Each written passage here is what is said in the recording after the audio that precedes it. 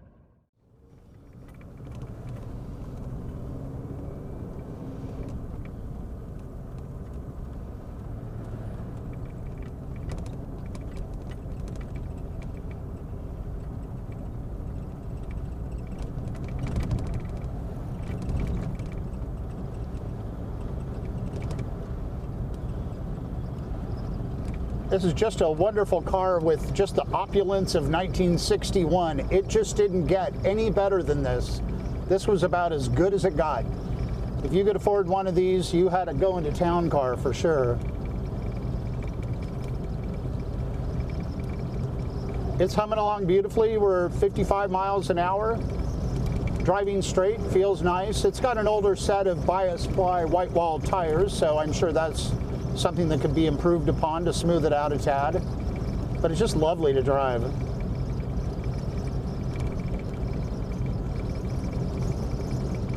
And the shifting feels good. The lights are all in working order, along with the gauges.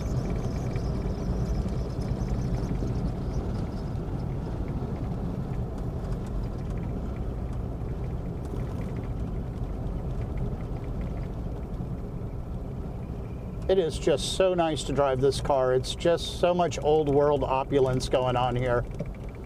I've had a lot of Rolls Royces. I love Rolls Royces. I drove my first Rolls, I think I was 16 years old, and ever since then, there's just nothing like them. Nothing like staring down the bonnet at that Spirit of Ecstasy.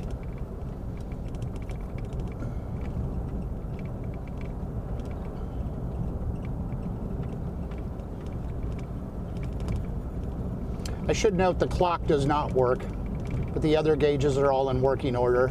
All of the lighting, the heater fans are turning on. The radio does not work. We're going to take a look at that. That might be something as simple as a fuse.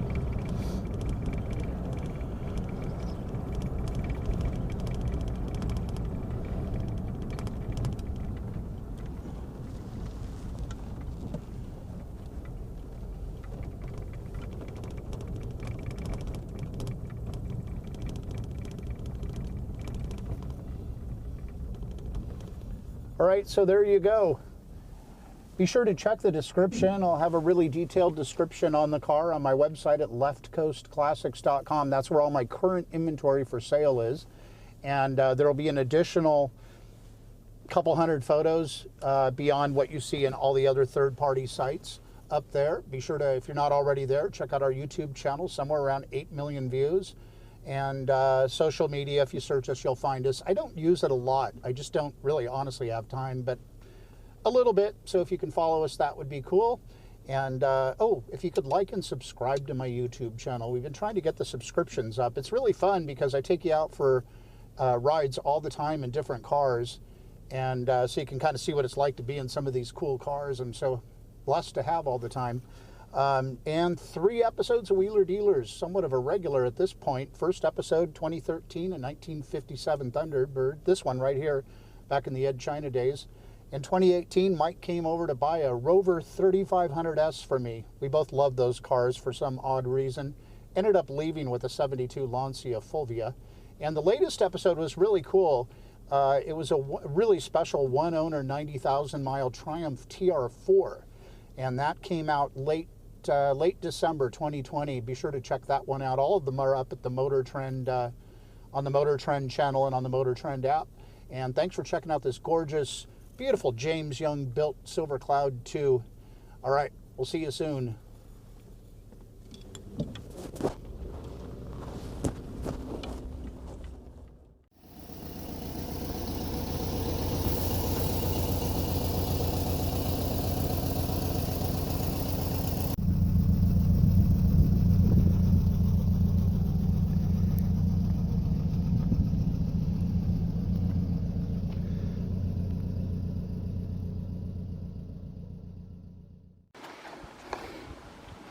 All right, let's head underneath the cloud. We'll first give you a nice overall of the undercarriage. It's got a really nice frame. It has nice floors. But it's original under here. It's never been restored, you can tell. And it doesn't puddle.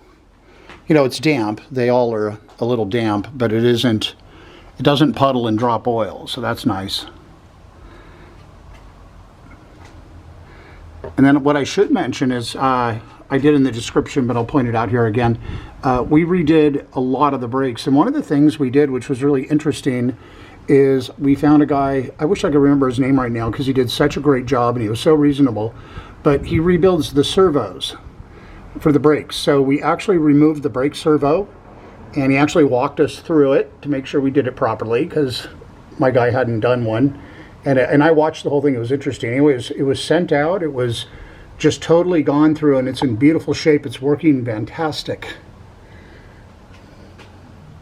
So that's nice. That's been addressed. But, you know, and the frame's in great shape. The floors are nice and solid. But here's the weak spot on the car, and it's these lower sills. And I understand this is pretty common. I've had a lot of silver shadows. I haven't had a lot of clouds. I've never had a James Young. This is about as rare as they get. But you have some degradation up in these areas. And it appears to be on the metal that surrounds this area. And then over here a little bit too. Sorry, the light's not totally great. You have undercoating over here, so you don't want to confuse that with the degradation I'm trying to show you. There's some rust in here, up in there a little bit, through there, and there, then finally back here to the rear. So to be aware of that, you can drive the car, it's fine, you can do, you know, you can go enjoy the car, but I think ultimately, because of how rare it is with this James Young configuration, somebody buying it may want to address that, or may just decide to enjoy the car the way it is, but you need to know that it's there. But normally at this part of the video, I'd go around the car with a magnet to kind of look for filler and share with you what's going on at the lower end of the car. Obviously, this is a aluminum-bodied car, so we can't use a magnet. But in light of what I showed you under the car, I want you to see the rockers here, so you can kind of see what's going on. And on this side, they're pretty nice, actually. Doesn't look like anything's coming through here. Now, this is probably a pretty old paint job. I'm not even probably, I know it is. I'll be more specific in the description if I find out more. So expect some chips and little things, road rash and such. But this side is nice. We come over here to this side. You see some flaky paint down here. And on this rear left lower quarter, it's very hard to see, but you see a little bit of waviness in here, right in there. Let's walk up to the forward a little bit. Obviously, you can see probably what's the original paint under here. So, and then this is the only area where I see a little bit of rust protrusion right there, and then obviously a couple chips there, but right in there.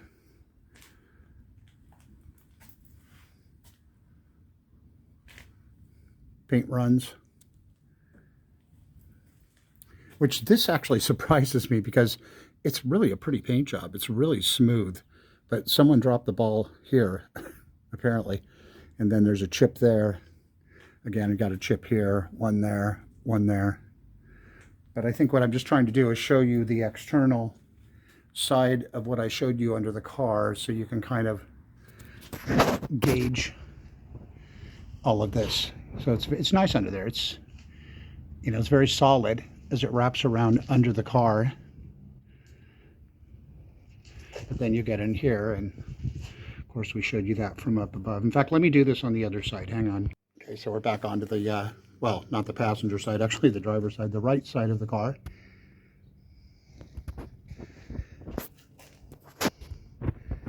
Which I already showed you, but I wanted to go down a little bit lower. So you see that degradation in there, but then you come over here.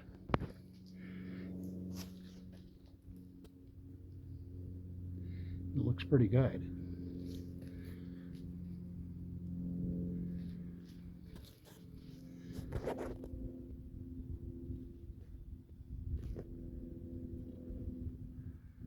So there you go. Anyway, hopefully that helps you understand the car a little better.